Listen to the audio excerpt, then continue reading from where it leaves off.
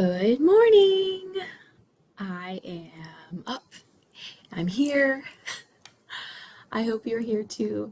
I um I just wanted to let you all know that I have never done it's been a couple years since I've done a Facebook Live.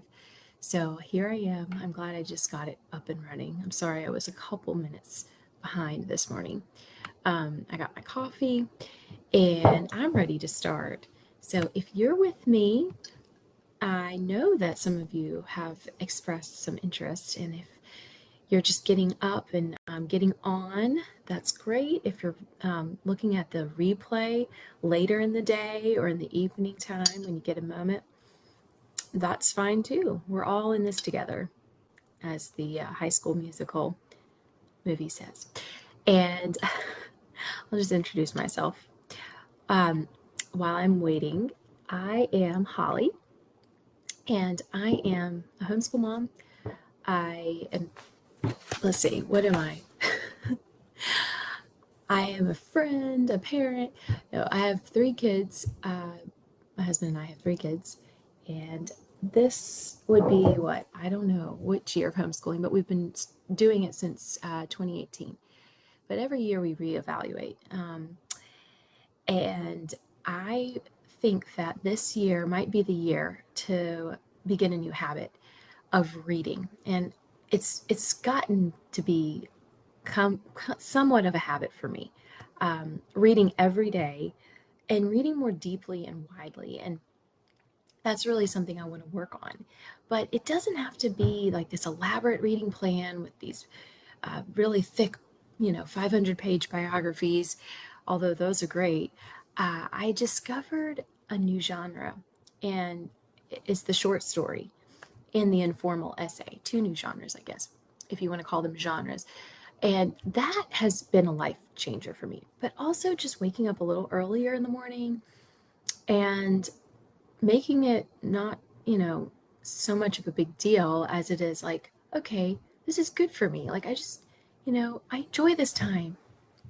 It's been an enjoyable thing to get to start a new chapter of reading, if you will. So this morning, I'm going to start by just letting you know you can pick any genre you want when it comes to a daily reading habit. You can do nonfiction, you can do fiction, you can do poetry, you can do scripture, of course. This might be a great opportunity to just start a scripture habit, getting into the Word. For me, there will be some days when I'm doing that. We have a Bible reading plan at my church.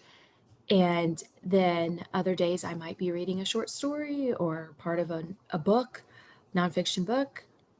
So this morning I'm going to be reading from this book, You Are a Tree. It's by Joy Clarkson. She's Sally Clarkson's daughter, if you know who author Sally Clarkson is. She's a wonderful encourager. If you go maybe follow her on her podcast. She has a really good podcast. I think it comes out on Tuesdays. She's such an encourager. But her daughter, Joy, I think she lives in Great Britain, or she did at one point. And she's an author, and I think she recently earned her PhD. And she's really talented. I've enjoyed her book so far. This morning I'm going to be reading from chapter 2. But I'm not going to finish the whole chapter because it's 18 pages long, and we have about 10 minutes of silent reading time. So if you want to add your comments, you can do this later. If you're watching this later, what are you reading today? What are you working into your habit? I would love to hear from you. So let's go ahead and get started. This is our time. Now, I don't want you to think like you don't have the opportunity to read past this time. You can read, keep reading. After we say goodbye, enjoy that time if you have it. I wanted to show you my commonplace book too, really quickly. A commonplace book can be a journal. It can be like a spiral bound notebook, But what I did was I divided my commonplace book into three sections. So it's just a place where I'm recording quotes that I read. Right here, I have quotes over here, and I've categorized them based on what they're about. So this one, art is the signature of man. G.K. Chesterton said that. That's about art. So I wrote art beside it. This one was about a topic, God's wrath, literature, Bible scripture. And then over here, I wrote kind of like a daily log. As I was reading, I wanted to like write down what I was doing that day, kind of to like capture the moment. So years later, I can look back and see, oh, this is what I was doing in my life. And this is what I was learning. It was just kind of an idea I had. And then creative ideas is another section, and then poetry and song. You can organize yours however you want. It doesn't have to be in that way. I just was introduced to the commonplace book not too long ago, and I was originally introduced to it kind of in the just write down quotes. That's the format. But I thought, well, it might be fun to write down like categories and have the different sections. So you do you, though. That's good. Okay, so I'm going to set a 10-minute timer so we can end on time. And I'm going to start just reading on my own. And you take this time to read and write down if you find anything that you want to write down that's commonplace book worthy, anything that inspires you, just or something you want to remember, just write it down. And then we can share in about 10 minutes. Okay, so I'm going to get started.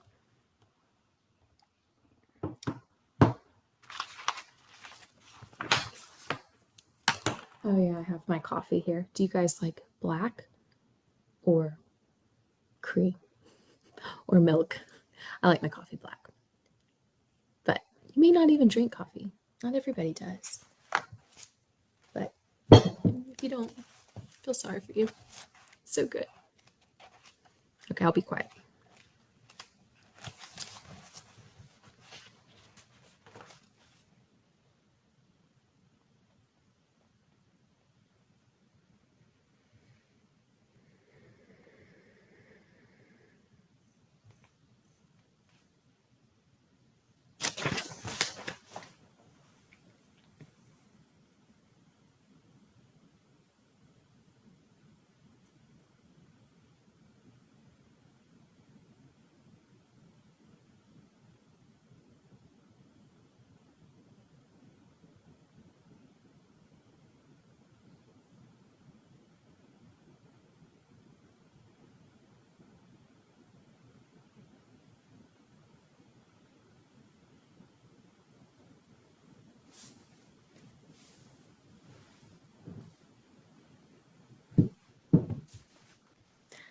I have to look up a word.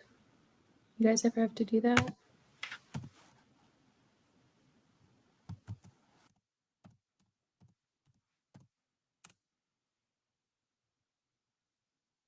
Quotidian. Of or occurring every day. Daily. Okay. Quotidian. New word.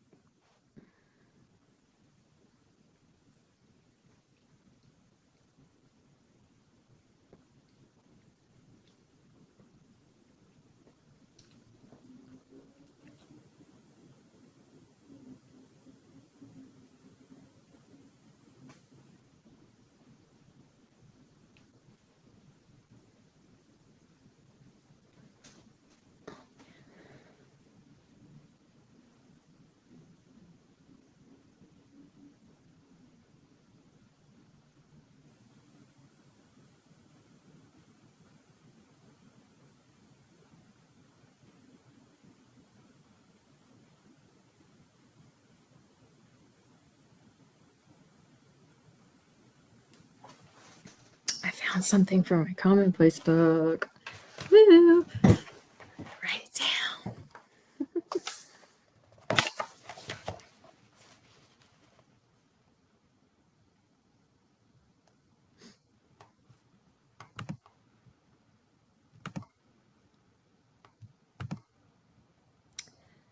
I hope you guys can see me okay.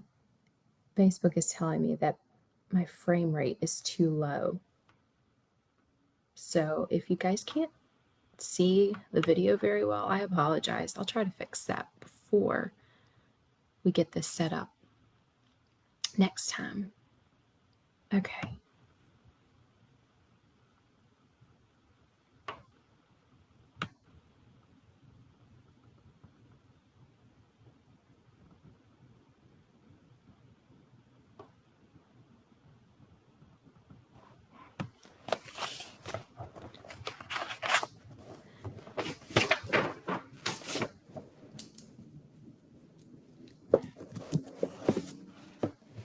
We have about 4 minutes left, y'all.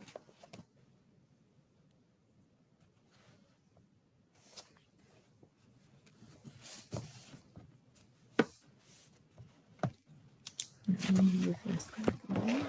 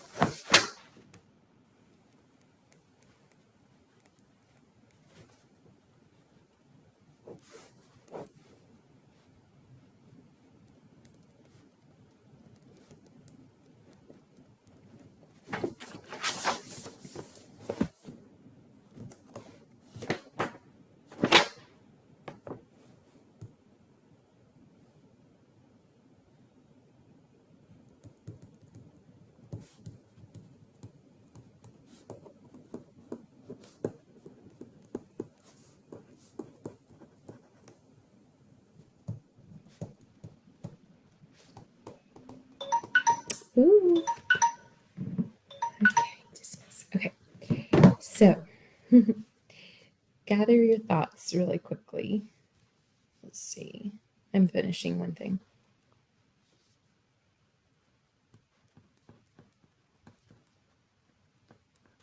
Okay.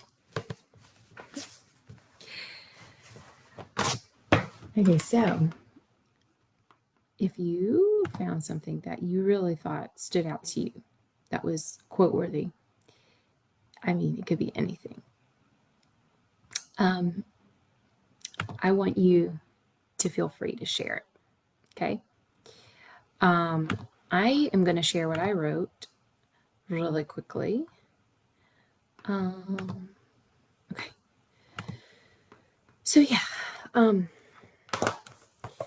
So this book, You Are a Tree, is about metaphors. Okay. It's hard for me to put like this book into words because I've only read one chapter in the introduction, but if I were to put it into words and try to describe what it's about, it's moving away from the things that make us so inhuman and what's the word, not modern, but like computer like, and starting to dive into like these old traditional timeless metaphors that people have been using to describe humans for thousands of years. So I mean, now we have these wonderful like unforgiving metaphors like we process things like computers, we recharge. But yeah, Joy Clarkson talks about the metaphor kind of being a way to describe something as it is, but it's also a tension. There's a tension between like what really is and what isn't. Okay, let me try to give you her quote earlier on that I underlined. Okay, she says, okay, I'm going to start from the beginning of the sentence. All right, reflecting on the ways that metaphors interact with those more ancient metaphors from scripture and more primal metaphors allows us to think more critically and poetically about how the metaphors of the world are directing and sometimes misdirecting our lives. Life, like metaphors, is often not so much about resolving the tensions inherent within it, but learning to live within them, and even to let those tensions produce a pressure in which a valuable and coherent life might emerge. So she's making the argument that, yes, you have these metaphors like you are a tree, like people are trees, wisdom is light, safety is a fortress, love is a disease, creation is birth, sadness is heavy, life is a journey. These are common, like timeless, ancient metaphors from scripture. And she's making the case that like yes, you can see the way the metaphor can direct you in your life, but you can also see how the metaphor might misdirect. And there's this tension between like what the metaphor actually is it like 100% accurate? Are there some aspects of it that aren't accurate? Like that kind of thing. So I was reading chapter 2, wisdom is, and she puts in parentheses, not light. And what I thought was quote worthy was this section right here. And I wrote it down in the commonplace book. The difference between enlightenment and knowledge is like this. In the dark before dawn, I might know some facts about the landscape ahead of me, that there is a house somewhere and an ocean. I might see a few things by the light of my phone flashlight, but when dawn comes, I witness them all together. Dawn does not give me a list of facts to remember, but a view of everything in its path. So she is describing the difference between knowledge and enlightenment. Enlightenment views everything together as a whole. And so dawn puts light on everything together. But if you just have isolated sources of light, like your phone flashlight, that's more like knowledge. Like, here's a fact. here's the fact. I see that. I see the things, but Dawn is like, this is how all the things look together, and it makes sense how they are together. And so I just started that chapter. But I don't know. What did you guys think about that? That was like a good time, right? To get into this reading habit, to just begin something new. You know, and if you have anything you want to share that you saw, that you wrote down, please go ahead. You can type your responses. Even if you're watching the replay, I think you can type your responses in the comments. And I'll go ahead and look at them when I see them. And so, yeah, I just wanted to encourage you. We're approaching 7:30, so I need to wrap this up. But one reason I wanted to do the Commonplace Book Challenge was to keep myself accountable. So really, if not anything else, it's just a way for me to work on a habit. But I hope it encourages you as well. And there's like so much you can read, right? Anything from short story, poetry, novel. Right now, I'm reading a Charles Dickens biography, and it's long. And I don't know, it's like one of those things that I don't know if I'll ever really get through. But when I read something very short, yet packed with like timeless ideas and truth, that's what really like keeps me motivated to continue the reading habit. Like short stories from G.K. Chesterton, for example. But, I have a lot to say about him. I'm writing a book on him, a biography actually. And it's written for middle grades students and up, but really like adults can enjoy it as well. And the publishing company I'm working with has kept me updated about where we are in the process. And right now, they're going over it with a very fine-tooth comb and editing it. And there's an illustrator too, and she has designed a book cover, I'm pretty sure. I can share that, but I can't, past that, I'm really not able to say much more, but I'm really excited. I think we're set for August 2024. It will come out. So exciting. In the meantime, though, if you're looking about, like, if you're just wanting to know who G.K. Chesterton was, if you're looking for something to do with maybe your kids, your older kids during morning time, if you're about to read something that G.K. Chesterton wrote, I have a few suggestions of things you can read.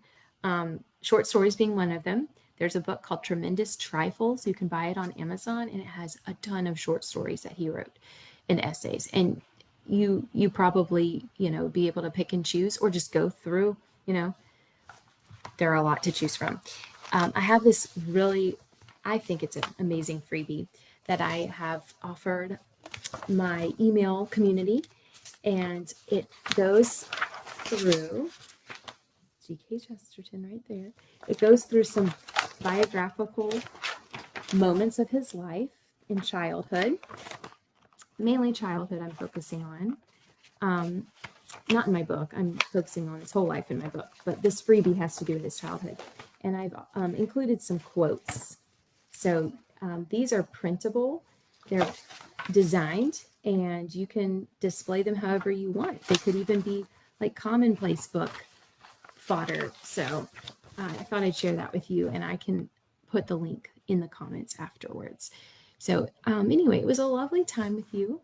I know that you probably have kiddos that are about to wake up, or if they're not already awake, we got to get our day started too. So it's a Monday morning. I wish you the very best. I think we had a pretty good, productive, fun, kind of like, this time of morning is really like, it's special because you hear the birds chirping, the sun is coming up, over the past 25 minutes, it's been rising. I mean, we've been sitting here and it's getting lighter and lighter and it's up. So I wish you the very best today, and I will be on here tomorrow at the same time. So make sure that if you haven't already, checked me out on my Little Brick Schoolhouse Facebook page. That's where I'm going to be streaming live. So I will see you hopefully soon. Bye, friends.